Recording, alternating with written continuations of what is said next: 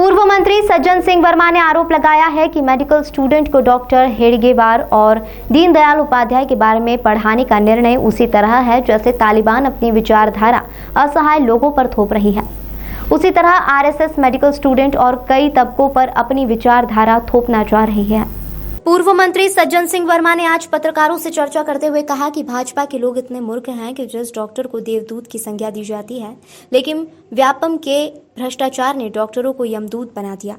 सज्जन सिंह वर्मा ने कहा कि भाजपा के लोग दुष्ट प्रवृत्ति के हैं। जिन लोगों का स्वतंत्रता संग्राम में कोई योगदान नहीं रहा, उनका इतिहास पढ़ाकर यह डॉक्टरों की पढ़ाई का सर्वनाश करना चाहते हैं। सज्जन सिंह वर्मा ने कहा कि एक दिन अंबानी और अडानी दिल्ली में बोर्ड लगवाएंगे कि इंडिया फॉर सेल।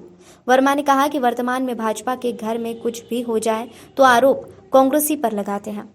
उन्होंने कहा कि विश्वास सारंग सिंधु घाटी की सभ्यता से जानकारी लाएं कि महंगाई नेहरू जी के 1947 के भाषण के कारण बढ़ रही है। वो बताने के उद्देश्य से ये कार्यक्रम रखा गया। ये बताना था कि जब $70 प्रति बैरल तक क्रूड ऑयल आ गया, उस समय 112 रुपये लीटर प्रति लीटर क्यों है। हमारी सरकार में $134, मनमोहन सिंह की सरकार में $134 प्रति बैरल क्रूड ऑयल था, तब हम 68 रुपये में पेट्रोल बेचते थे। इस लॉ एंड ऑर्डर की स्थिति पे असल में क्या है, शिवराज चौहान को 2018 में आम जनता ने नकार दिया। ठीक है, खरीद फरोख्त की सरकार बना ली। इस प्रदेश का आईएएस और आईपीएस अधिकारी समझ गया कि शिवराज चौहान की आवाज़ में दम नहीं है। वो बोले तो इधर से सुनो, इधर से निकाल दो। उन्हें 10 फीट गहरे गड्ढे में गाड़ दूंगा।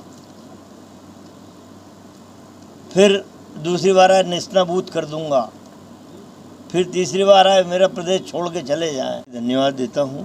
बड़ा गहरा और सामयिक प्रश्न आपने पूछा है कि मेडिकल कॉलेज के स्टूडेंट को कोर्स में दीनदयाल उपाध्याय और हेडगेवार का जीवन चरित्र पढ़ाया जाएगा।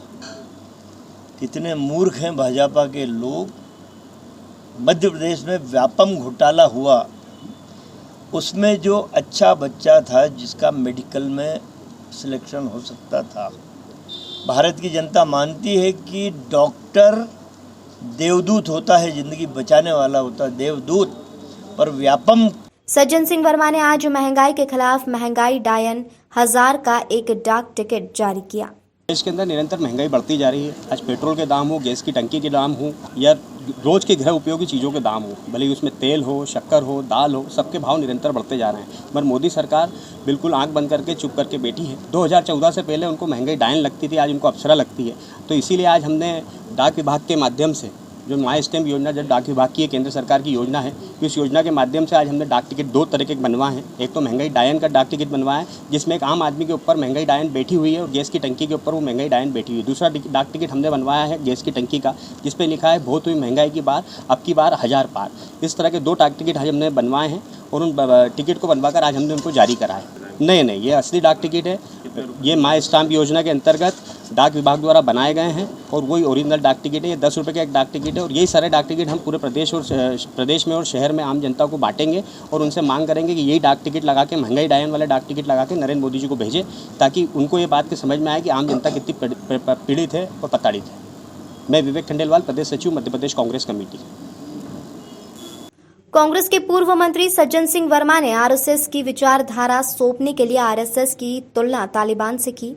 उन्होंने कहा कि आरएसएस की विचारधारा को थोपने के लिए इस देश को कई बार भाजपा बांट सकती है।